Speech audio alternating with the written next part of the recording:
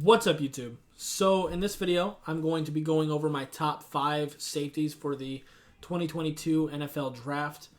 Starting off with number 5, Nick Cross, safety from Maryland. So he's 6 foot and 212 pounds. He ran a 4.34 40 at the combine. Very aggressive player, just a hard-hitting missile.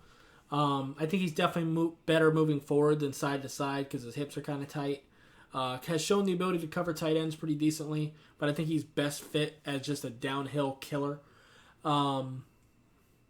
His mental processing can be a little bit late, unfortunately.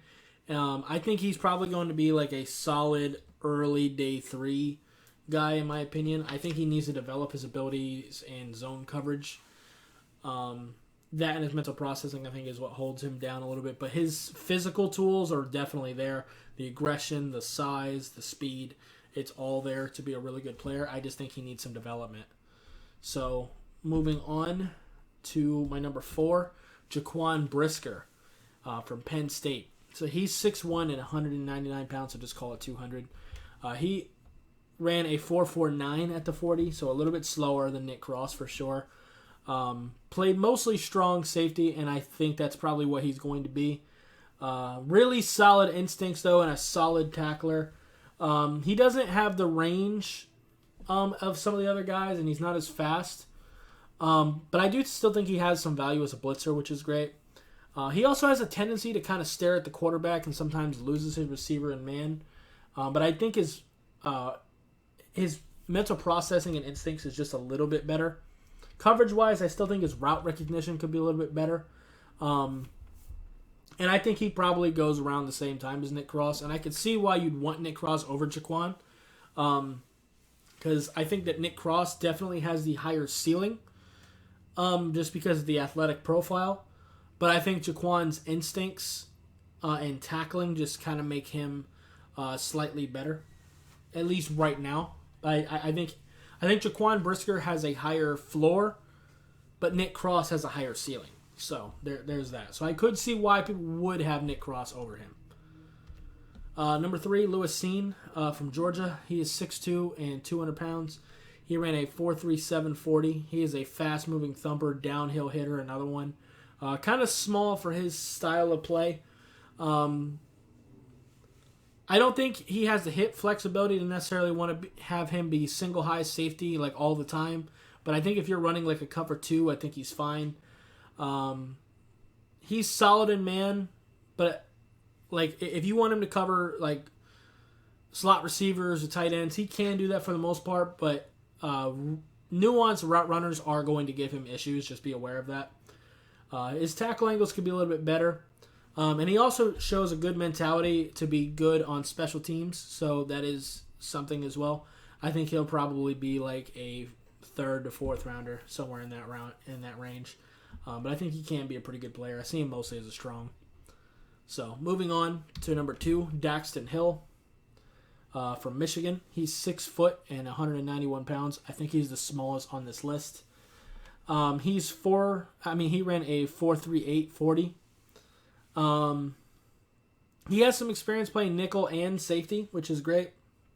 Has the speed and elusiveness you're looking for. Has some actually pretty decent range. I don't necessarily want him doing too much single high stuff still. I think he can do some, but I think for the most part, you're just going to want him doing more cover 2 things. Smooth and twitchy, really solid in man coverage. Actually, his coverage in general is pretty solid. Anticipates and breaks on routes well. Great pursuit.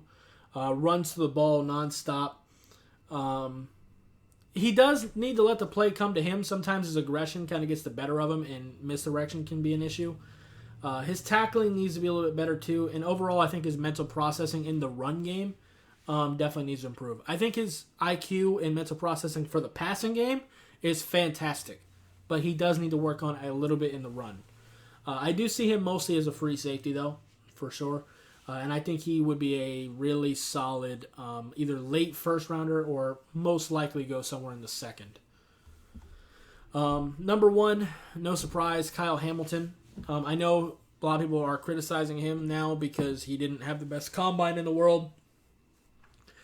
People were talking about him as like a top 5 pick before that. I was never on that train. I do think he's a good player, though.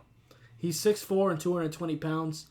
He has really solid burst moving forward. Some pretty fluid hips as well. Can change direction pretty well. Can be a little bit grabby in coverage, so he's going to have some penalties. But his ball skills are really, really solid. I think his range is actually solid, but not elite.